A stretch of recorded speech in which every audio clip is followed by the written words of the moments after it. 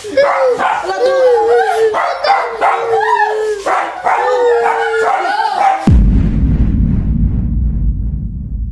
Ba yun? Oo, kasi inabakan mo yung itlog. Di ba sabi mo, huwag aapakan yung itlog, eh, inapakan mo kanina, kaya sinaniban ka. Hindi ko alam, sinasabihan na pala ako. Sabi mo nga eh, papatayin mo si Butchok at si nanay. Paupuin mo nga si Doktor mo. Grabe. Ano ba ang pakiramdam mo, Dok? Nanginginig ako ngayon. Wala akong naalala? Wala akong naaalala. Pero napipilit ko. Tingnan niyo, tumigil talaga ang mga balibo ko. Tinawag mo pa yung kapatid mo eh. Mahabang buhok. Malakas talaga sila. Nagagalit talaga sila sa inyo. Saan nagagalit? Sa akin? Hindi, sa nanay at saka kang Butchoy. Naku, kayo kasi nagpakaalat eh. Nasaan na ba yung kapatid ng tiyanok ngayon? Hindi ko nga alam. Ano na gagawin natin, Dok? Kalma lang kayo. Ako na bahala dito. Ikaw bahala na, sinaniban ka na kanina eh. Sino yun?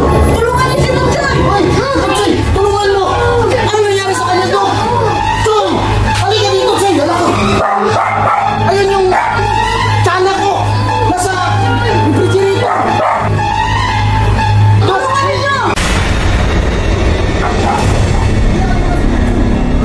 Dok!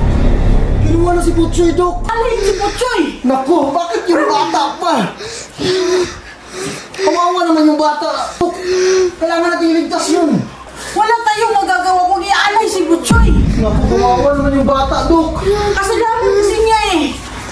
Yan o, nandyan yung kapatid ni Chano ko. Naku, Pero saan si Chanok? Wala naman dyan. Bunga to. wala si Chanok, Dok. Asa na siya? Sino umila sa kanya? Si Chano ang umila sa kanya. Hindi si Chanak. Si Chanak yan eh. Anak ka. Kaya nga to, wala si Chanok dyan to. Naku. O ano nang gagawin natin, Dok? Kayanin lang mawala yung bata. Buhay pa ba yun? Oo, buhay pa yun si Butchoy. Nasa bahay ng mga elemento yun. Bahay ng elemento. May Saan bahay yun? pa yung mga elemento. Oo, mayroon. Nasa kahoy. Kailangan natin iligtas, Dok. Sige, iligtas natin ngayon din. Kawawa naman yung bata eh. Paano natin nililigtas? Eh, maraming kahoy doon sa paligid. Bumulong sila kanina eh. Dok, pupunta ba tayo doon sa kahoyan? Oh, Hindi na. Hindi na pwede. Bakit naman? Sa pamamagitan ng orasyon ko, pwede natin mapapabalik si Butchoy. okay yun. Dito lang tayo. O, dito lang tayo sa bahay na to. Sige daw, Dok. Pabalikin nyo na. Look, ngayon din. Kailangan eh. Sige. Sige, papabalikin natin si Butchoy. Paano? Kunin mo na yung upuan. Tsaka yung asin.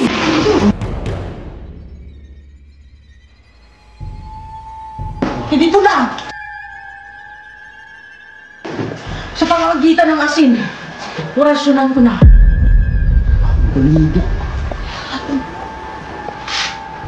Lumabas ka na. Butchoy, Butchoy, Butchoy, Butchoy, Butchoy. Butchoy, Butchoy, lumabas ka na! Ngayon din. Igusong Pactum. Igusong Pactum.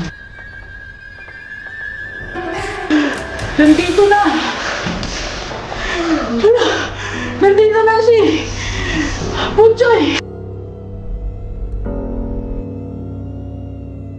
Dito na. Asa na si Butchoy? Wala naman eh. Dito na si Butchoy. Tumahimik kayo. Oh, ito na. Sige. So, tahimik na kami. Ito na. Lumabas ka na, Butchoy. Ito na. Hoy! Nandito na si Butchoy. Ano, okay ka lang, Choy?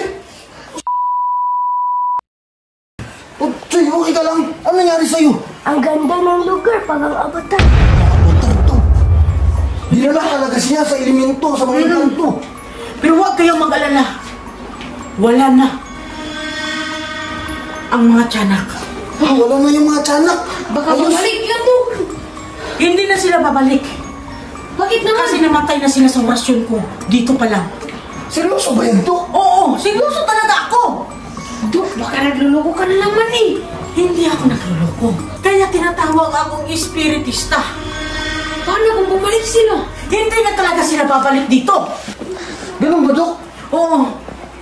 Dok, Ikaw may sinabi ang tiyanak. Ikaw daw yung gustong papatayin. Ako? Ikaw, Dok. Bakit naman ako? Wala akong kasalanan dito eh. Dok, huwag ka na mag-alala, Dok. Di ba sabi mo, pinatay mo na yung mga tiyanak? Oo! Patay na ang mga tiyanak ngayon! Patay yung mag-alala dyan! Katang-isip lamang yan! Dok, papatayin ka talaga ng dalawang tiyanak, sabi niya. Sige! Sabihin niyo sa kanila! Ako ang makakalaban nila! Dok, sigurado ka bang wala ng tiyanak, Dok? Huwag kayong mag-alala! Wala na talagang tiyanak! Huwag na kayong matakot! Parang nagbibiro ka lang, Dok eh! O, tingnan nyo! Wala oh! Dok, sigurado ka bang wala ng tiyanak, Dok? Huwag kayong mag-alala! Wala na talagang tiyanak dito! Wala talaga! Seryoso ba yan, Dok? Oo! Seryoso talaga! Huwag kayong mag-alala. Na-cleansing ko na itong bahay na to. Na-cleansing na pala niya. Wala na yung mga elemento na yun. Dok, ano yung nasa likod mo? Oh, wala naman ah! Dok, nasa likod mo, Dok! Dok, nasa likod mo!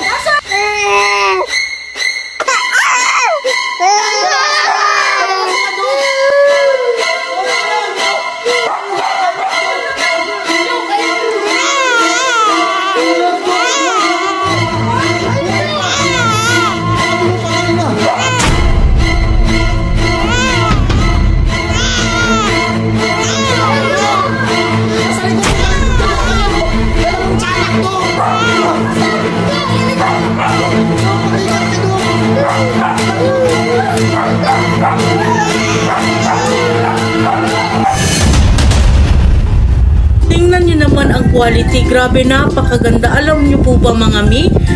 300 plus lang po. Yung mga mahilig po ninyo na mga anak na mag-basketball, ito na maganda to pang regalo sa mga anak po ninyo ha, na mga lalaki na mahilig mag-basketball. As in, tingnan nyo naman ang quality mi oh. Rubber na po yan mi, matagal talaga to masira mi. Kung birthday niya bukas or next week, pwede to, maganda to pang regalo. 9, pwede to sa 7 to 15 years old me. Maraming sizes available dyan ha, at mga style din at kulay po. I-check out na ninyo na mayroong red, mayroon din po tayong ganito na sapatos. Tingnan nyo naman ang quality me. Ihabol nyo na ang sapatos, as in super cute.